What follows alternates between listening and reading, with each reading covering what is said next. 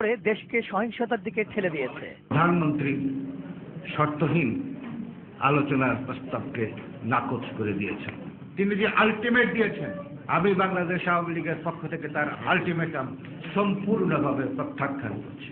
বাংলাদেশে আরেকটি 1-11 পরিস্থিতি সৃষ্টি হচ্ছে কিনা এমন সম্ভাবনা উড়িয়ে দিয়ে আবারও বিরোধী দলকে আলোচনায় বসার আমন্ত্রণ জানান তিনি। আমি বেগম খালেদা জিয়াকে উদ্দেশ্য করে বলতে চাই, প্রধানমন্ত্রী যে শর্তহীন আলোচনার যে প্রস্তাব দিয়েছেন,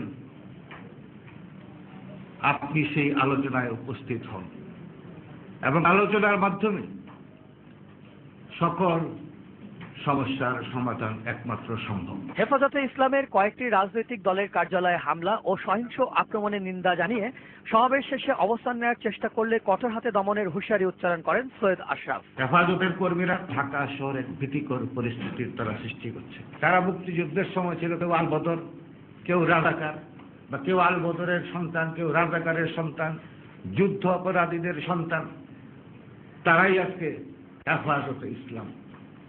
আমি হেফাজতকে হুঁশিয়ার করে দিতে চাই, সরকার কিন্তু আর বরদাস্ত করবে না। আমাদের শান্তিপূর্ণ আহ্বান কিন্তু আমাদের দুর্বলতা নয়। এবার তো ঢাকায় আসছে, আগামীতে ঢাকায় আসতে দেওয়া হবে না। প্রয়োজন হলে ঘর থেকে বেরোতে দেওয়া হবে না।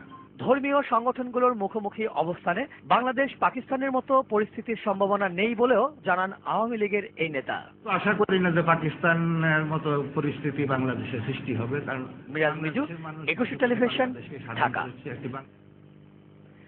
হেফাজতে ইসলামের নেতাকর্মীদের সঙ্গে পুলিশের সংঘর্ষের খবরটি প্রাধান্য পেয়েছে বেশ কয়েকটি আন্তর্জাতিক গণমাধ্যমে।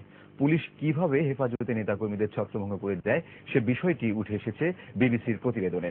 আল জাজিরায় শিরোনাম করা হয়েছে ব্লাসফেমি আইন নিয়ে ঢাকায় সংঘর্ষের খবরটি। এতে বলা হয়েছে অবরোধ কর্মসূচি পালন করতে গিয়ে সংগঠনের নেতাকর্মীরা সংঘর্ষে জড়িয়ে পড়ে। বার্তা সংস্থা এপিতেও প্রায় একই শিরোনামে সংবাদটি প্রচার করা হয়। টাইমস অফ ইন্ডিয়া জানিয়েছে অবরোধে ঢাকায় বেশ কয়েকটি পয়েন্ট অচল হয়ে পড়ার খবরটি। খেলার খবর। বুলাওয়েতে সিরিজের দ্বিতীয় ওয়ানডেতে বাংলাদেশকে 6 উইকেটে হারিয়ে সিরিজে 1-1 সমতা